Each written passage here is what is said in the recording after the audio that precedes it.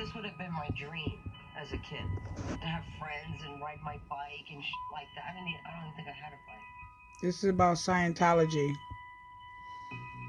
I mean, if you're ever going to come out of the sewer, this The would be untold the place to come truth. to stimulate, that's for sure. Yeah, for sure. Right? Yeah. I like this. Welcome. I love it here. Thank you. Hello! This is Grayson. That's Grayson. Grayson, that's Leah. Do you give hugs? Yes, he gives big hugs. Let me see. Oh my goodness, that's the best hug ever! My name is Claire Headley, and I was a Scientologist for 30 years. I was a member of the Sea Organization. I escaped in January 2005.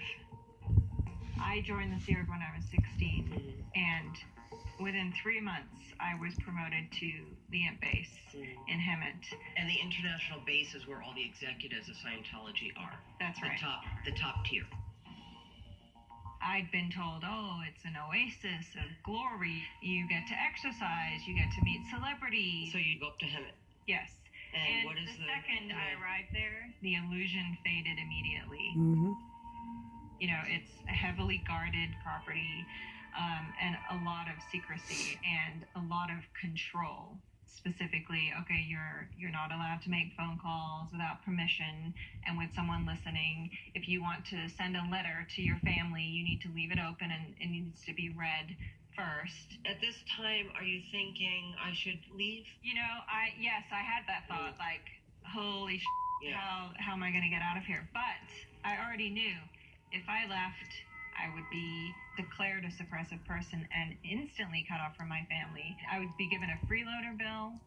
And at 16, to consider a bill for $40,000, it's overwhelming. You know, you have to make up the damage for having left the Sea Org, and you have to pay back the money. $40,000 freeloader bill she had to pay if she left at 16. So you have to pay that off.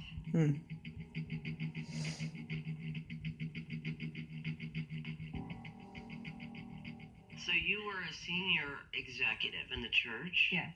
Being in RTC, which is where I worked for 8 years. What does that stand for? That's Religious Technology Center. And what is it's that? essentially David Miscavige's personal organization. Okay. Those people are at his beck and call and expected to do whatever he demands of them. It's the police organization of Scientology. So let's go through when you started noticing the abuses. I would say the first few things I started to observe was, people would escape frequently. So you saw people escaping? Or I heard of people escaping. Staff were required to attend courses and training every once in a while, and it would be, oh, Joe's not here, he escaped.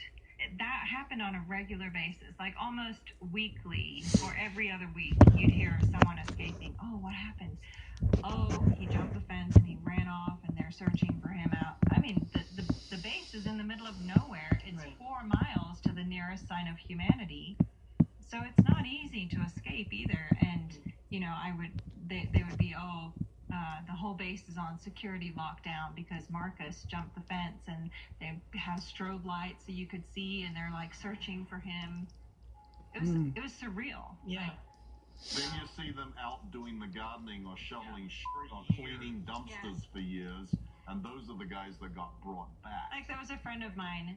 She was a really nice girl, and she tried to escape one night. She made it not even 50 feet, and she fell in a ditch and got stuck there.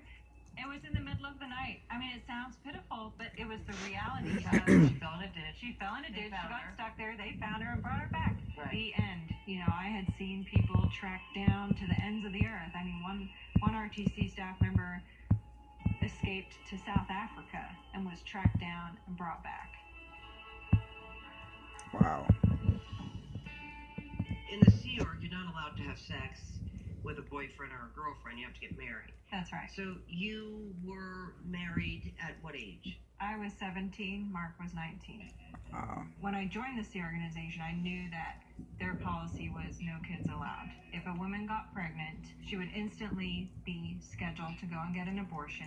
If she refused in any manner, she would be segregated, not allowed to speak with her husband, put under security watch, put on heavy manual labor, and interrogated for her crimes as to why she wanted to leave, because the reality was Getting pregnant meant you wanted to leave. that's Yeah. exactly right. Yes. At one point, I made a list of all the people I absolutely knew had abortions, and it was more than 50 women. Some of them had up to 6.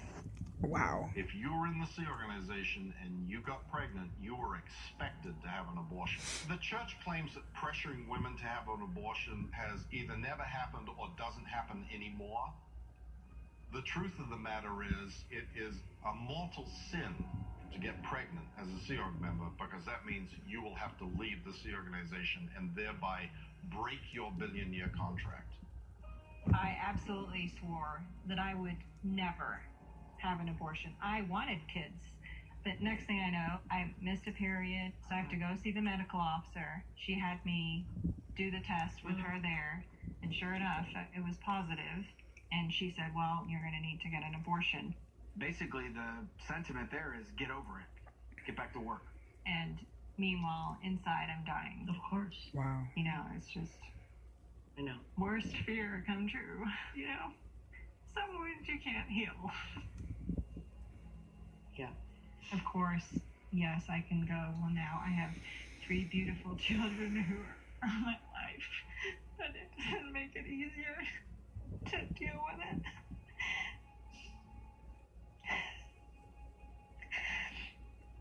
Doesn't make it any easier ever. It doesn't make me feel better about not being strong enough to tell them to go themselves. So I didn't know what was really going on until we started this project. You see how damaging it is for people to be in something like this and not be able to have children, to not have a real relationship, to not be enjoying their lives, really.